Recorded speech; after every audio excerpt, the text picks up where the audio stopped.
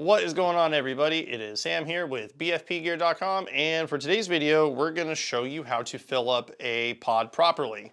I figured this would be a good one to make because I've noticed that there's been a lot of players in my local area that have been getting into paintball, and this is one of the biggest mistakes that new players make. So I figured it'd just be a good idea to show everybody how to properly fill a pod. Just to kind of touch on that subject a little bit, you want to make sure that your pod is not overfilled, because if it is, you're pushing all that paint down and together and you're compressing it, and that could potentially break a ball, and then you got to clean your pod. Or if you feed that pod into your loader, you're not going to have a good time playing paintball. Or if you don't fill a pod enough and the paint can freely move and there's noticeable gaps and you can hear that rattle, you can also have the same thing happen where the paint just moves around too much and you get those cracks in it, paint starts to leak, you get a broken ball, same thing's going to happen. But basically what we're going to achieve with filling a pod is we're going to fill it up to the brim as much as we can, and we want to make sure we get the tiniest bit of rattle, or we have zero rattle and we have what's called shake, where you can feel the paint move inside of the pod, but it's not compressed. So with that said, I've already got my bag of paint here that's open. I got a couple pods, and well, let's show you guys and gals how to fill a pod properly.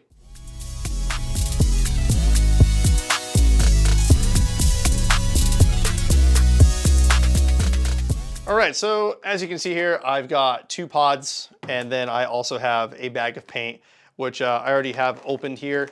Basically, when you open your bag of paint, you just tear it open. Don't go crazy with it. You just want to kind of like pinch 2 fingers in and then just kind of expand it open. And you want to open up the bag enough to where you can just kind of fit the pod in like this, because we're just going to tilt the bag up and fill the pod as such. You can use a caddy as well if you want to do that, but me, I've been doing this for years, so I've always been a bag to pod guy. So with that said, I'm going to actually purposely fill this one up, not completely full, so I can show you that kind of like shake and that rattle a little bit. So let's see, we can get a little bit more in there, so let me just grab like a handful more. And I understand the concept of not wanting to fill it up all the way because you don't want to compress the paint, but this is just as bad as compressing the paint, because as we can see here, there is this noticeable gap from the top of the paint inside of the pod to the top of the pod, which means when this is in your pod pack and you're moving around, running, jumping, diving, doing all kinds of stuff, that's a lot of space for the paint to move, and you're going to be putting a little bit of pressure on the top parts of the top paint in your pod, or here at the very bottom of the pod. And in doing so, you might crack a ball, you might break one, and then you definitely don't want to feed this into your marker, because now your paint is completely unusable. So we're going to put this one off to the side, and then I'm not going to overfill one because I really don't want to clean up the mess of a broken ball inside of a pod. So we're going to try and fill our pod and make it perfect. And we're going to try and achieve that little bit of shake, that tiny rattle. So, oh, dropped the ball here. Let's just pop that in there. So as you can see, it's already filled up over to the top, so now we're going to just pack it down. And sometimes this helps a lot. Sometimes you just get it on the first try. So let's just see where we're at.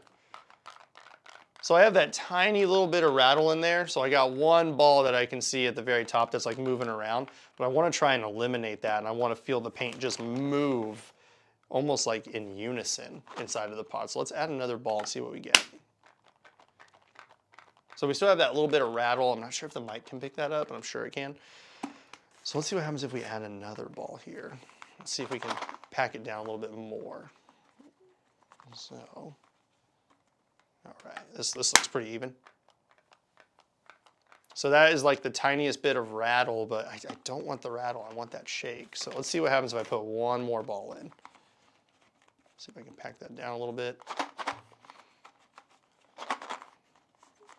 And what this is going to do is, this makes it so that the paint is firmly inside of the pod, but also you're going to have a perfectly round ball every time, and you're not, you know, manipulating the shape of the shell by like compressing it down and crushing any of the paint together and stuff like that. And in doing so, what that's going to do for you is, again, round paint means you have a perfectly good shot.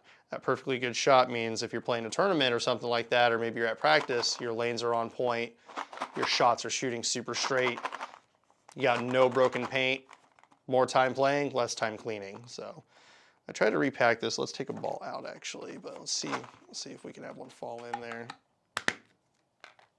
So I still have that little bit of rattle. I just need to get that one more in there, and I just want to make sure I'm not compressing everything, because if I'm doing that, I might break one of the paintballs here. So, and then sometimes you have to like redo this process too.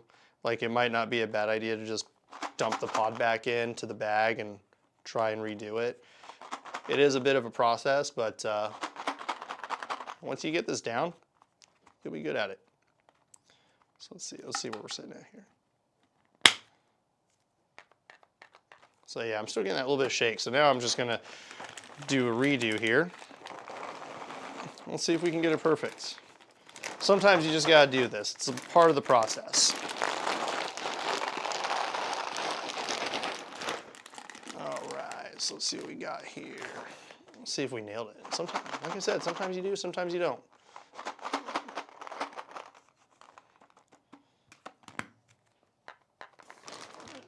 That's almost flawless, almost perfect. Let's put that one ball in. It's probably about as good as I might get this pod actually, but we want to strive for perfection. We want to strive for perfection. Perfect. So all I need to do is just add one more ball in there, and now I am moving this pod. I can feel the paint inside move, but I cannot hear it. And this is exactly what you want, because now you're going to have that perfect pot of paint. And then when you take this out of your pack and you go to open it, as you saw, that ball moved just a little bit, but it stayed in the pod. If this was overfilled, all this paint would fly out, it would spill out. You might have a cracked ball somewhere in there, and that's just a bad time. But now I have this perfect pot of paint, and when I go to reload it, I'm gonna have super straight shooting paint, and I'm gonna make sure that all of these shots are gonna be hitting where I'm aiming at, and I'm not gonna have any kind of deviation. But that's basically how you fill a pod in a nutshell, at least how to properly fill a pod. And again, it does take a little bit of time, but once you master this and you feel that little bit of shake inside of the pod, well, you're gonna have a great time playing paintball, because again, more time playing, less time cleaning your equipment. If you need to pick up some paintballs, we do have the Dynasty Team Paint available online, and it's arguably the best smelling paint out there because it is banana scented. And if you need to pick up some pods, well, you can get both those things right now on BFPGear.com.